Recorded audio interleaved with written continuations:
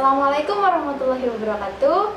Perkenalkan, saya Hana Khairiah Zahra, NIM 21154710447. Di sini saya akan sedikit mengulas tentang psikologi perkembangan pada masa lansia atau lanjut usia. Baik, di sini sebelumnya apakah ada yang udah tahu apa sih itu psikologi lansia? Psikologi lansia adalah ilmu yang mempelajari tentang permasalahan-permasalahan psikologis, tingkah laku, dan kebiasaan yang terjadi ketika seseorang telah mencapai tahapan lanjut usia. Nah, yang akan kita bahas kali ini adalah beberapa aspek perkembangan psikologi pada lansia. Yang pertama adalah aspek intelektual. Biasanya, penurunan kemampuan intelektual pada masa lansia disebabkan oleh faktor penyakit, kecemasan, dan juga depresi. Namun, kemampuan intelektual dapat dipertahankan dengan cara menciptakan lingkungan yang dapat melatih dan merangsang kemampuan intelektual sehingga mengantisipasi adanya kepikunan kepada lansia. Yang kedua adalah aspek emosional, yaitu kemampuan usia lanjut untuk menghadapi tekanan akibat perubahan fisik maupun sosial psikologis yang dialaminya. Adanya perasaan tidak enak yang harus dihadapi oleh para lansia, yaitu seperti merasa tersisih, tidak dibutuhkan lagi, dan kehilangan pasangan yang ia cintai dapat menimbulkan rasa tidak percaya diri, depresi, ketakutan, sehingga lansia menjadi sulit menyelesaikan suatu masalah dan menyesuaikan diri. Yang ketiga adalah aspek spiritual. Seseorang yang telah memasuki masa lanjut usia biasanya lebih dekat dengan agama. Nah, kebutuhan spiritual berpengaruh besar loh terhadap ketenangan batin mereka. Begitu juga dalam hal kesehatan fisik maupun mentalnya. Nah, di sini aku mau bahas nih beberapa faktor yang mempengaruhi psikologi pada lansia. Yang pertama adalah penurunan kondisi fisik.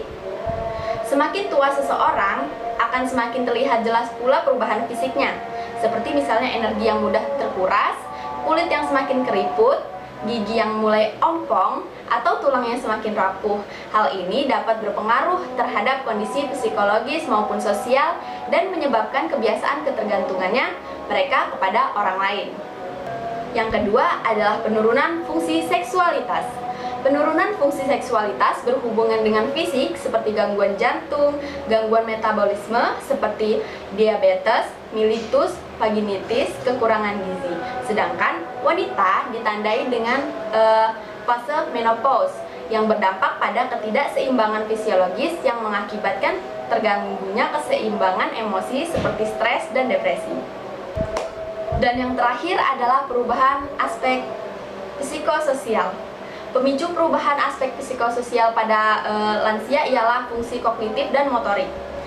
Fungsi kognitif ini merupakan proses belajar, pemahaman atau perhatian sehingga menyebabkan perilaku lansia itu akan melambat.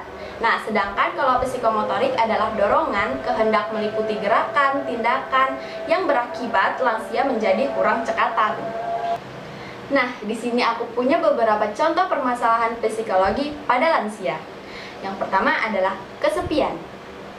Kehilangan pasangan yang ia cintai atau jauh dari anak-anak yang telah memiliki kesibukannya masing-masing kadang membuat mereka menjadi kesepian loh. Yang kedua adalah duka cita. Duka cita akibat kehilangan orang yang dicintai adalah hal yang dapat menimbulkan depresi sehingga memicu gangguan fisik dan kesehatannya. Selanjutnya adalah depresi. Beragam permasalahan hidup seperti kemiskinan, penyakit yang tak kunjung sembuh, terus kematian pasangan, atau keturunan yang tidak lagi mau merawatnya. Dan yang terakhir adalah kecemasan yang berlebih.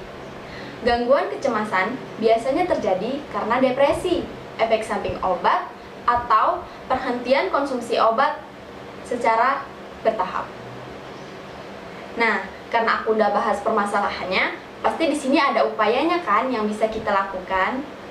Nah, di sini saya akan membahas kembali upaya yang bisa dilakukan keluarga untuk membina psikis para lansia.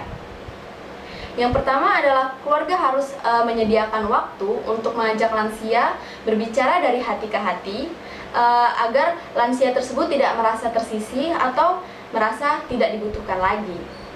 Dan yang kedua adalah memberikan perhatian, kasih sayang, dan rasa aman. Selanjutnya adalah memahami apa yang mereka rasakan dan mencari tahu penyebabnya. Selanjutnya, keluarga harus memberi penjelasan agar lansia tersebut menerima perubahan dirinya dengan lapang dada dan dengan senang hati.